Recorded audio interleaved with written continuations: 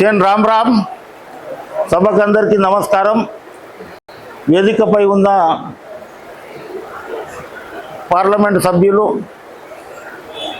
కేంద్ర మాజీ మంత్రివర్యులు బాలరామ్ నాయక్ గారికి, మన వి రామచంద్ర నాయక్ గారికి, మన తెలంగాణ గాంధీ ఆ రోజులలో ఉద్యమంలో పనిచేసి ఇవాళ మనం రిజర్వేషన్ల ఉందామంటే రవీందర్ నాయక్ గారికి, బెల్లయ్య నాయక్ గారికి, మేడం కుసం ఆలం మేడం గారికి, అన్న మన కుమారన్న గారికి, తర్వాత వెంకన్న, తర్వాత అటు మన Adivasi vice chairman coordinator Venkatesh Chavan, వేదిక కింద ఉన్న అందరికీ పేరు పేరున ధన్యవాదాలు.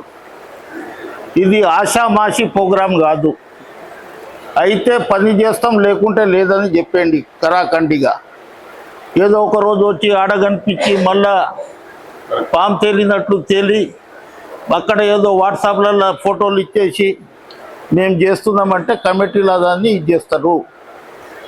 ఈ ప్రోగ్రాం 50 సంవత్సరాల గోల్డెన్ జూబ్లీ ప్రోగ్రాం ఏదైతే ఉందో, ముఖ్యమంత్రి గారితో 2-3 సార్లు చర్చలు, వేమన్నతోటి చర్చలు అయిన తర్వాత నిన్న సాయంత్రం కల్లా ఈ ఫైనల్ అయింది.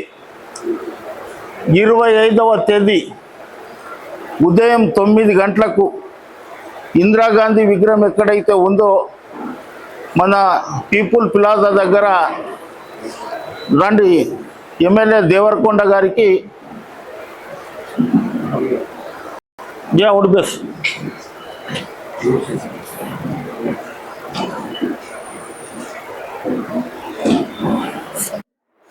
ఎమ్మెల్సీ గారు, తర్వాత ఎంపీ గారు 5-6 సార్లు చర్చలు జరిగిన తర్వాత ఒక కొలిక్కి వచ్చింది. 25వ తారీఖు 9 గంటలకు ఇందిరాగాంధీకి పూలమాల వేసి అక్కడ నుండి ర్యాలీగా మనం గాంధీ భవన్ వస్తాం. 3-4 వేల మందితోటి మన సంస్కృతి, డప్పులు రకరకాలుగా ఏదైతే మన దగ్గర ఉందో అవి అన్నీ మనం చూసుకొని ఇక్కడికి ముఖ్యమంత్రి గారు జెండా ఊపి బస్ యాత్ర ఇది చేసిన తర్వాత అక్కడికి మన మైసిగండి దగ్గర అమ్మవారి దర్శనం కుదిరితే చేస్తాం, లేకుంటే అక్కడ లంచ్ పెట్టుకొని కల్వకుర్తిలో సాయంత్రం 5 గంటలకు హైదరాబాద్ టు కల్వకుర్తి 100 కిలోమీటర్లు అక్కడ చేరి రాత్రికి మన అచ్చంపేట దగ్గర మద్దిమడుగు దగ్గర పోయి రాత్రి బస చేసి బంజారాలకు, ఎరకలకు సంబంధించిన సంస్కృతి కార్యక్రమాలు అక్కడ జరుగుతాయి. ఉదయం లేచి నాగకర్ణులు ఇట్లా మీకు అందరికీ లిస్ట్ ఇస్తాం. ఈ లిస్టు ప్రకారం మనం ఫాలో కావాలి. ఇవాళ మనము 50 సంవత్సరాల గోల్డెన్ జూబ్లీ ఒక దిక్కు చేస్తూ ఉంటే మనల్ని రిజర్వేషన్ నుంచి తొలగించాలని మరో వర్గం మన మీద కక్ష కట్టుకుంటా ఆ రోజు కేసీఆర్ ప్రభుత్వము 2గా విభజించి మనల్ని ఎంత ఇచ్చేయాలనే ఉద్దేశంతో చేయడం జరిగింది. ఆ కుట్రను తిప్పగొట్టడానికి బంజారా, ఎరకల, యానాది మన దగ్గర లేరు, తెలంగాణలో, ఆంధ్రలో ఉన్నారు. ఈ సంస్కృతిని గిట్ట మనం కాపాడుకోవాలి. సంస్కృతి మొత్తం మర్చిపోతున్నాం. సంవత్సరానికి ఒక్కసారి అయినా బంజారాల సంస్కృతి మనం చాటి చెప్పడానికి ఆ రోజు ఇక్కడ గాంధీ భవన్లో 12 గంటల వరకు మనం దాదాపు ఒక 5-6 వేల మందితోటి మనం ఇక్కడికి ఇది చేస్తే ఫస్ట్ బ్రహ్మాండంగా మెసేజ్ పోతే మొత్తం తెలంగాణలో ఇది ఒక ప్రోగ్రాం చాలా బ్రహ్మాండంగా అవుతుంది. మొన్ననే ముఖ్యమంత్రి గారితోటి సెప్టెంబర్ 18వ తేదీ మనం ఎల్బీ స్టేడియం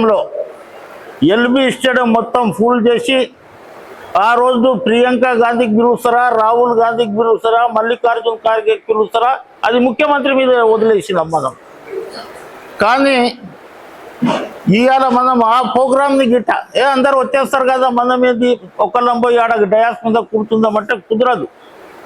ఆడ ఈ దాదాపు 2 నెలలు ఎవరు పని చేసిరో ఎవరు ఇది చేసిరో వాళ్ళకి వేదికపై గుర్తుపెడతాం. నా అటువంటి వాడు వచ్చి కద్దరు బట్టలు వేసుకొని నేను వేదిక మీద గుర్తుంటా అంటే కూర్చొనియం. ఎందుకంటే చాలా పకడ్బందీగా అందరం మనం చేయవలసిన అవసరం ఉంది. ఇప్పుడు ఆదివాసీ కోఆర్డినేటర్ ఉన్నారు, ఏది తర్వాత మనం బూత్ కమిటీలో గిట్ట పనిచేసే మన నరేష్ గారు, చాలామంది మన శివ రాఠోడ్ వీళ్ళు గిట్ట ఉన్నారు.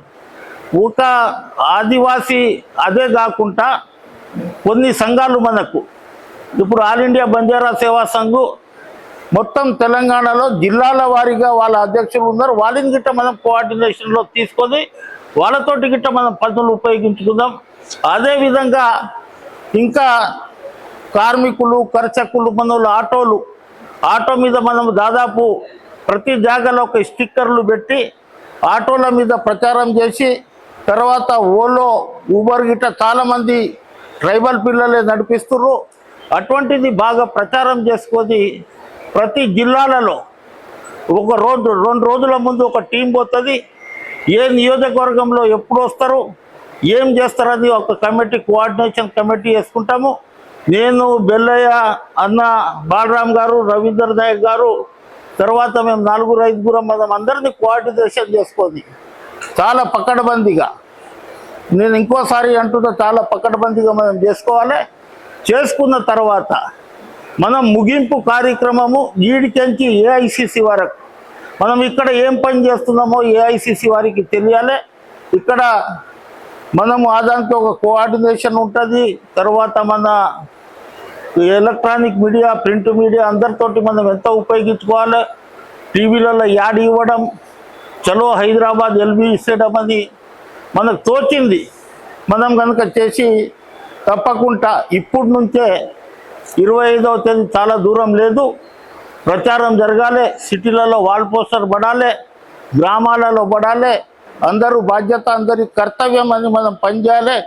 ఆ రోజు రిజర్వేషన్ గురించి నేను చిన్నగున్న రవీందర్ నాయక్ చార్మినార్ కించి రిక్షా అసెంబ్లీ వరకు తీసుకొస్తుంటే ఆ రోజు కల్వకుర్తి, తర్వాత దేవరకొండోలు, తర్వాత కొంత మహేశ్వరం వాళ్ళు ఫస్ట్ కొట్లాట అక్కడికి ఇది అయి విజయం సాధించినాము.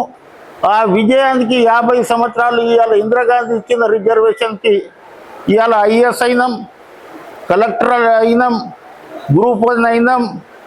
చాలా రకరకాలుగా మనము ఇవాళ ప్రతి పోలీస్ స్టేషన్లో ఒక SICI మనకు ఉన్నదంటే అది ఇందిరమ్మ ఇచ్చిన రిజర్వేషన్, బాబాసాహెబ్ అంబేద్కర్ రాసిన రాజ్యాంగం. బాబాసాహెబ్ అంబేద్కర్ రాసిన రాజ్యాంగం, ఇందిరాగాంధీ ఇచ్చిన రిజర్వేషన్. ఆ తల్లి మనకిచ్చి 50 సంవత్సరాలు అయినా వరకు మనము ఇందిరాగాంధీని అమ్మ అంటారు, కానీ మన పిల్లలు సగం మందికి తెలుస్తలేదు. మళ్ళీ మా మన్మలకైతే అసలే తెలియదు రిజర్వేషన్ అంటే ఏంది, ఇందిరాగాంధీ ఏంది అంటే వాళ్ళని మనం చెప్పాలి. హనుమాన్ జయంతి ఉంటే బండ్లు వేసుకొని జై శ్రీరామ్ అనుకుంటూ తిరుగుతున్నారు. ఇది చాలా పెద్ద ప్రమాదము. మనం ఆ రోజులలో ఎంత బీదతత్వంతో ఇవాళ ఆ రోజు రవీందర్ నాయక్ కొట్లాడకపోతే, ఇందిరాగాంధీ రిజర్వేషన్ ఇవ్వకపోతే ఈ గాంధీ భవన్లో మనం జిల్లా పరిషత్లో, కార్పొరేషన్లో మనం గుర్తుంటున్నామంటే అది ఇందిరాగాంధీ పుణ్యమని. ఇందిరాగాంధీని మనం ఎంత ప్రచారం చేస్తామో అంత మనకి ఇది. అందు గురించే మీరు ఎవరన్నా ముంగట్టుకొచ్చి ఏమన్నా పని మాకు అప్పగియండి అంటే తప్పకుండా అందరం కలిసి అప్పగించి ఇది విజయవంతం చేయవలసిందిగా విజ్ఞప్తి చేస్తున్నాను. Thank you.